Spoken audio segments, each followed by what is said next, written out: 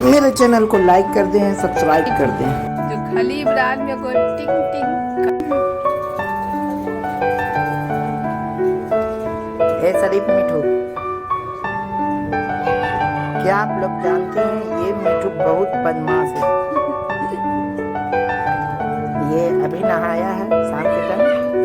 इसको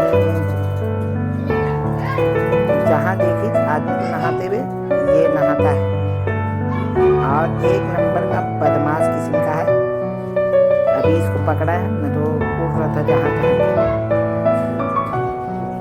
है ना मिठू?